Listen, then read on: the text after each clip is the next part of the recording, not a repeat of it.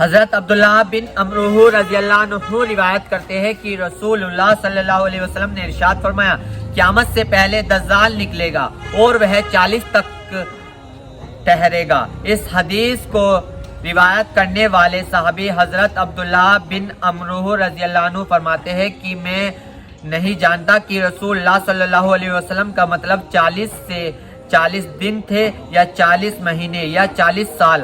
آگے حدیث بیان کرتے ہیں کہ پھر اللہ تعالی حضرت عیسیٰ بن مریم کو دنیا میں بھیجیں گے، گویا کہ وہ عورہ بن مسعود ہے، یعنی ان کی شکل و صورت حضرت عروہ بن مسعود رضی اللہ عنہ سے ملتی جلتی ہوگی۔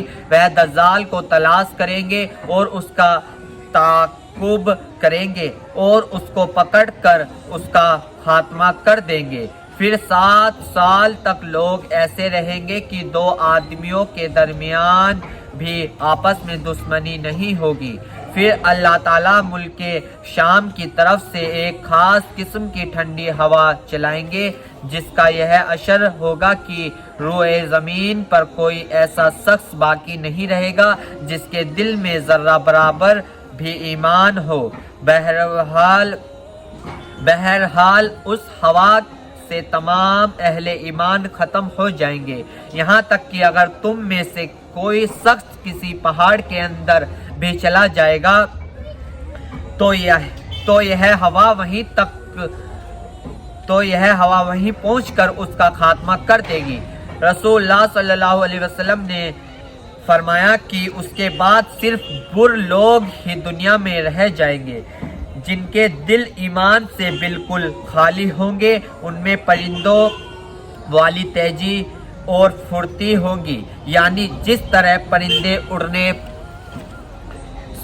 میں پھرتیلے ہوتے ہیں، اسی طرح یہ لوگ اپنی غلط خواہشات کے پورا کرنے میں پھرتی دکھلائیں گے اور دوسروں پر ظلم و زیادتی کرنے میں درندوں والی عادتیں ہوں گی۔ بھلائی کو بھلا نہیں سمجھیں گے اور برائی کو برا نہ سمجھیں گے اور برائی کو برا نہ جانیں گے۔ شیطان ایک شکل بنا کر ان کے سامنے آئیں گے، ان سے کہیں گے، کیا تم میرا حکم نہیں مانو گے؟ وہ کہیں گے، تم ہم کو کیا حکم دیتے ہو؟ یعنی جو تم کہو وہ ہم کریں۔ تو شیطان انہیں بتوں کی پرستش کا حکم دے گا اور وہ اس کی تکمیل کریں گے، اور اس وقت تک ان پر روزی کی فراوانی ہوگی اور ان کی زندگی بظاہر بڑی اچھی عیش و نشاط والی ہوگی۔ پھر سور پھونکا جائے گا، جو کوئی اس سور کی آواز کو سنے گا اس آواز کی دہشت اور خوف سے بے ہوش ہو جائے گا، اور اس کی وجہ سے اس کا سر جسم پر سیدھا قائم نہ رہ سکے گا بلکہ اس کی گردن ادھر ادھر ڈھلک جائے گی۔ جسم پر سیدھا قائم نہ رہ سکے گا بلکہ اس کی گردن ادھر ادھر ڈھلک جائے گی۔ سب سے پہلے جو شخص سور کی آواز سنے گا اور جس پر سب سے پہلے اس کا اثر پڑے گا، وہ ایک آدمی ہوگا جو اپنے اونٹ کے ہوج کو مٹی سے درست کر رہا ہوگا۔ وہ بے ہوش اور بے جان ہو کر گر جائے گا، یعنی مر جائے گا، اور دوسرے سب لوگ بھی اسی طرح بے جان ہو کر گر جائیں گے۔ پھر اللہ تعالیٰ ہلکی سی بارش فرمائیں گے، ایسی جیسے کہ شبنم، اس کے اثر سے انسانوں کے جسموں میں جان پڑ جائے گی۔ پھر دوسری مرتبہ سور پھونکا جائے گا تو ایک دم سب کے سب کھڑے ہو جائیں گے اور چاروں طرف دیکھنے لگیں گے۔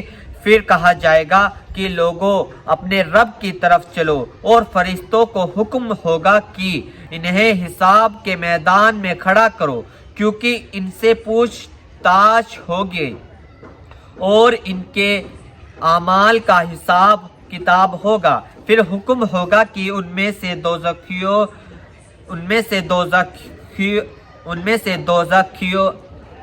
दोज़खियों के गिरोहों को निकालो। अर्ज किया जाएगा कि कितने में से कितने। हुक्म होगा कि हर 1000 में से 999, यानी कि 1000 में से 999। रसूलुल्लाह सल्लल्लाहु अलैहि वसल्लम ने इरशाद फरमाया कि ये वह दिन होगा जो बच्चों को बूढ़ा कर देगा, यानी उस रोज की सख्ती और लंबाई का तकाजा यही होगा कि वह बच्चों को बूढ़ा कर दे, अगरचे हकीकत में बच्चे बूढ़े ना हो। और यही वह दिन होगा जिसमें पिंडली खोली जाएगी, यानी जिस दिन अल्लाह ताला खास किस्म का ज़ुहूर फरमाएंगे।